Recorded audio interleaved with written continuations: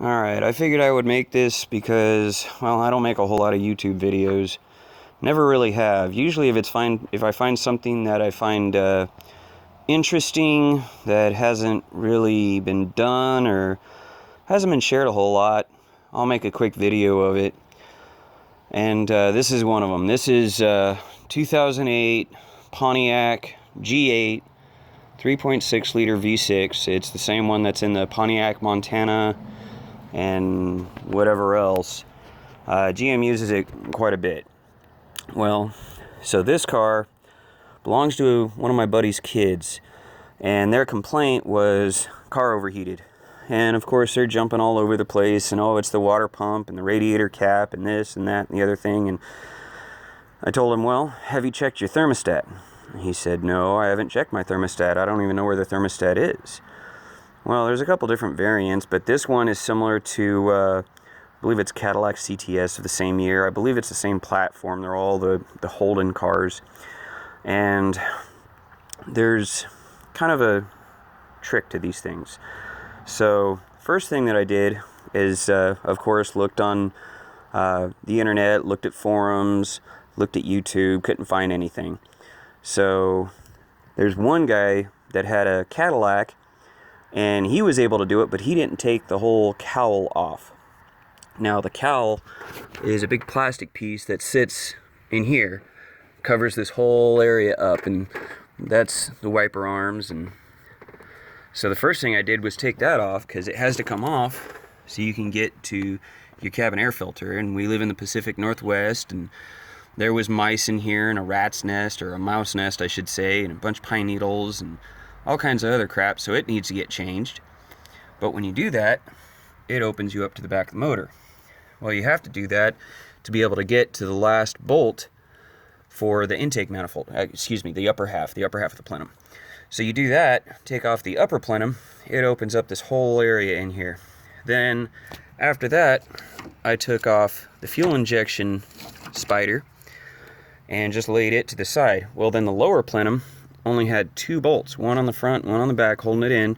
There's another 4, and there are a couple holes there, but they're really close to the side of the runner. So I don't know if there ever was any bolts in there. The car was running fine without it. I mean, the only other thing of note is for the breather system, one of the lines that was coming off and going to the intake plenum was busted, and that's kind of normal. You get old hard plastic lines, they break, and kind of a normal thing.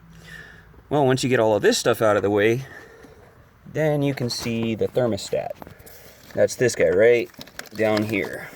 That's the housing for it. So it's a whole assembly.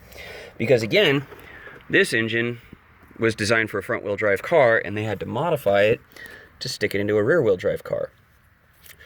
Well, on it, there are, is it 1, 2, 3, 4, 5 bolts. So 1, 2, 3, and then these 2 hold on the heater lines. Then there's this guy, which goes to a tube that runs down and around the side of the engine, goes to the radiator. So everybody I've seen and watched do this, well, I shouldn't say everybody, there's only like 2 guys that have done it, and that's why I'm doing it. It's a little bit more comprehensive, a little bit easier this way. Said jack up the car, reach up there, and it's a pain in the ass because you got to get to this bolt right here.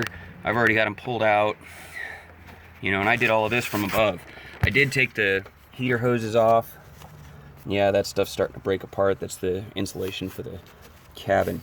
So I took the heater hoses off, made myself some room. Because what a lot of people get themselves caught up in is they don't want to take off ancillaries.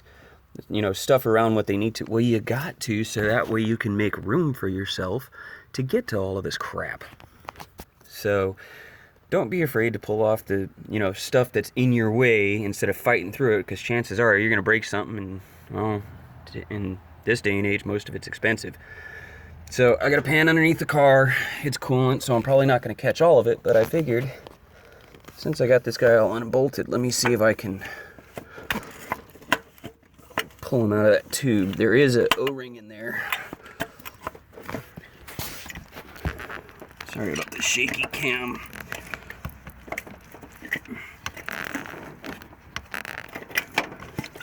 popped out.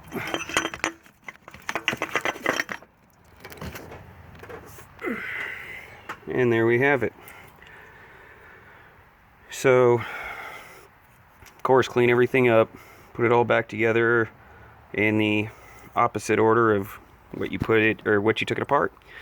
Car should run fine. Make sure you fill it up with Dex Cool 50/50 mix, and away you go. Too easy.